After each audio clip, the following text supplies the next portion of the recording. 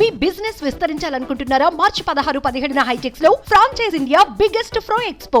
చీరాల నియోజకవర్గంలో అలుపెరగని నాయకుడు ఆమంచి కృష్ణమోహన్. 2 సార్లు ఎమ్మెల్యేగా పేరున్న నేత. పార్టీలతో సంబంధం లేకుండా చీరాలలో తనకంటూ కేడరున్న leader.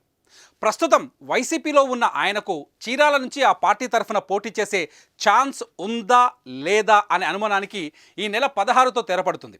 YCP chief CM Jagan శనివారం ఇడుపులపాయలో మొత్తం 175 ఎమ్మెల్యే సీట్లను 25 ఎంపీ సీట్లను ప్రకటించబోతున్నారు.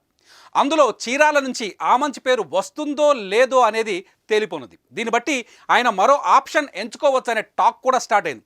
నిన్న మొన్నటి వరకు పర్చూరు వైసీపీ ఇన్ఛార్జిగా ఉన్న ఆమంచిని ఇటీవలే అధిష్టానం అక్కడి నుంచి తప్పించింది. పర్చూరును ఎడం బాలాజీకి అప్పగించింది. అయితే చీరాలలో ఎమ్మెల్యే కరణం బలరాం కొడుకు వెంకటేష్కు ఎమ్మెల్యేగా పోటీ చేసే అవకాశం కల్పిస్తారని చర్చ నడుస్తోంది. అయితే దానిపై కూడా శుక్రవారం క్లారిటీ వస్తుంది. వైసీపీ చీరాల ఎమ్మెల్యేగా ఒకవేళ ఆమంచి పేరు కాకుండా వెంకటేష్ పేరు కూడా వస్తే పార్టీ మారేందుకు ఆమంచి రెడీగా ఉన్నట్లు సమాచారం.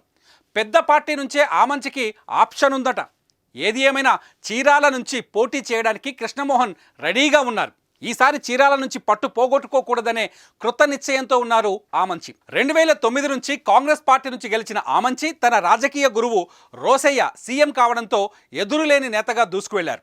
2014లో నవోదయం పార్టీ పెట్టి చీరాల నుంచి ఎమ్మెల్యేగా గెలిచారు. అనంతరం అప్పటి అధికార పార్టీ టీడీపీలో చేరారు. 2019 ఎన్నికల నాటికి వైసీపీలో చేరారు.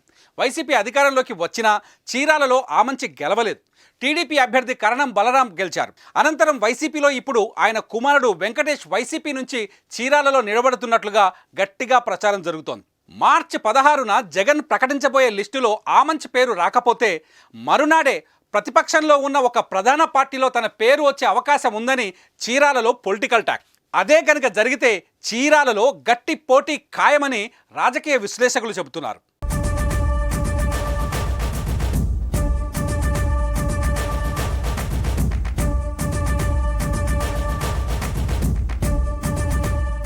సుమన్ టీవీలో మీ పర్సనల్ అండ్ బిజినెస్ ప్రమోషన్స్ కోసం కింది నెంబర్కి కాంటాక్ట్ చేయండి.